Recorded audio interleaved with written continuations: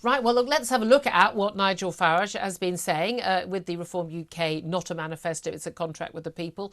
Let's talk to Carl Emmerson. He is Deputy Director of the Institute for Fiscal Studies and joins us now. Good morning to you. Good morning. Thank you so much for joining us. Well, look, there are a lot of stark figures in quite a lot of manifestos that are being put out. I mean, there's some none-starker, I think, though, than the slashing of the two key things, I think, from reform. One is this basically cutting 5%. £5 in every £100 of government spending, but also massive cuts to people's taxes, raising the threshold at which you start paying tax from sort of around 12.5 grand all the way up to £20,000. So taking a couple of million people there out of tax altogether. Tell me about the costings. Do the numbers that they've put out in their much smaller document than most other parties, do any of them add up? Well, it's certainly a big package. I think you're right to say that. They claim that the tax cuts, including that increase in the personal allowance, would cost about £90 billion a year on average over the next Parliament. I think the problem there is that costing is on average, and actually we think that the income tax cuts would be bigger than they expect, would cost a bit more. They also want to cut corporation tax, and they want to do that in a gradual way through the Parliament. And I think they're taking the average cost as a little bit naughty, because what really matters is by year 4, year 5 of a Parliament, you'd have to pay for the full cost of that, not the average cost. So I think that a government looking at this package would either have to do a bit less of the measures that Reform are proposing, or find some tax rises or some other spending cuts to help pay for it.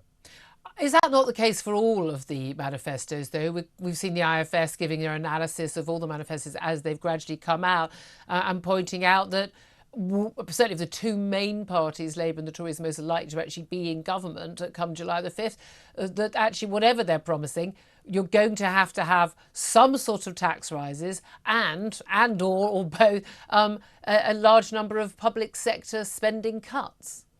I think it's certainly true to say that both the Conservative and the Labour Party manifesto don't fully address one of the big issues in the most recent March budget, was that the spending plans that Jeremy Hunt set out, which are penciled in for the next 4 years, essentially imply pretty big cuts to areas like prisons, justice, local government services, and further education. And when you say they imply that, why do they imply that? Is it when they say we're going to spend more on X or Y, by definition, Z must be seeing a cut? Pretty much. I mean, they pencil in some spending growth overall for the next Parliament. So they're able to say, look, we're increasing spending each year. But then you get commitments on things like defence and overseas aid and the NHS, which actually means that the rest of government would have to be smaller to make the numbers add up. So it's not really economics, it's just pure arithmetic. Now, I'm not saying that you shouldn't go for those cuts if you think they're the best thing to do, if you think you'd rather use the money elsewhere. But I think both the Conservative and the Labour Party manifesto just kind of ignore them and pretend they're not there. Reform's manifesto would actually make the problem harder, in the sense that, as you say, they want to take big sums out of public spending, which presumably would have to come on top of what's already planned by the current government. So they would have to find Jeremy Hunt's cuts plus some additional ones too. I think there are two big sort of elephants in the room. One is net zero, which I'd like to come on to. The other one is, of course, is the huge number of people who aren't in work. Now, we've got a lot of people who aren't in work because they're still at school. We've got a lot of people who aren't in work, a growing number of people, of course, who are retired. And we've also got a huge number of people of working age. Some of you are claiming universal credit or paying benefits. Other people who are on some sort of sickness or incapacity or disability benefit. A lot of the things that Nigel Farage was talking about, and we spoke to Ben Habib, his deputy, a little bit earlier, talking about getting those people back to work. I mean, certainly the able-bodied, able-minded, basically saying you get 2 job offers, well then don't take them. Then sorry, end of benefits for you. How easy is it to get people back to work? Because we have a smaller working age population vis-a-vis the retired population. We need everybody who can work to be in work. How easy is that to achieve?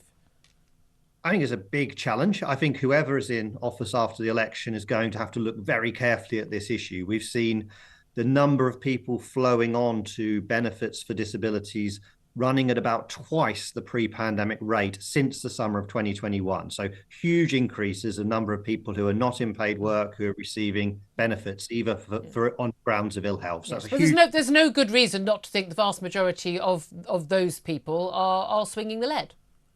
We haven't I think it's suddenly become a much more poorly nation, and other nations around the world haven't experienced the same increase. So we've got to deduce from that.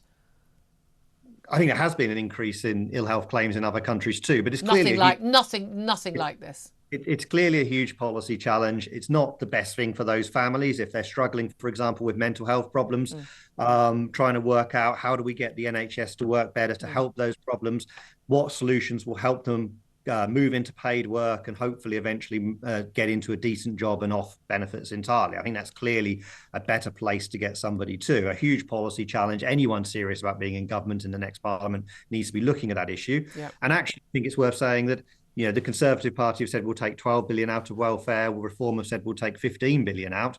Well, actually, the welfare bill has been growing at such a rate that we expect it to be around 12 billion pounds higher in 4 years' time if we do nothing than what it is today. And the vast majority of the welfare bill is actually pensions, isn't it? And we're getting more and more people who are collecting their pensions.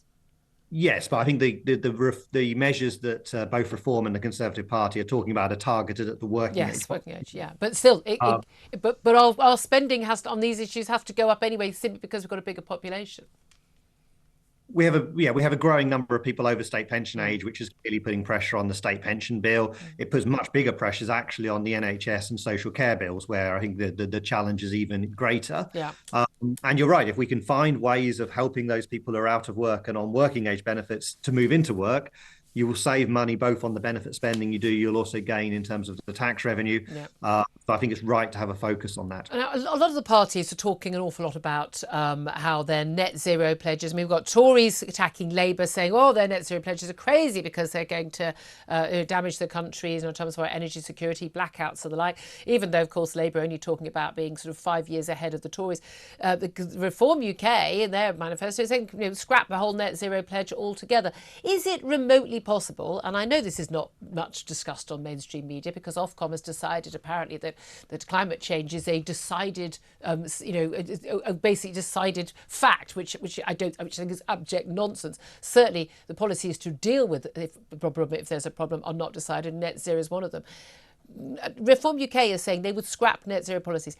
Is it possible to actually grow an economy, create jobs, create a bigger pie for everybody to share out, while you have a policy which means that your energy costs go up?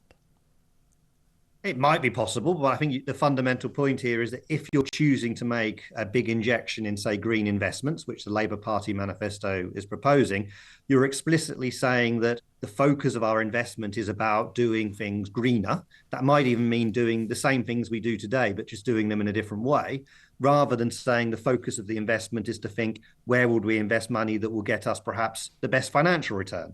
So you're immediately doing things for the consideration of decarbonisation rather than putting all of the weight on what gives us financial return. So that's not to say there aren't green investments that might also help to deliver growth. But if your focus is entirely on green investment, I think you're bound to be, in some cases, doing investments which isn't about the money they get you back. It is about, in some cases, just getting exactly the same thing as you would have got, but in a greener way. Okay, and usually more expensive way. Carl Emmerson, really good to talk to you. Thank you for your analysis, Deputy Director of the Institute for Fiscal Studies, the independent think tank.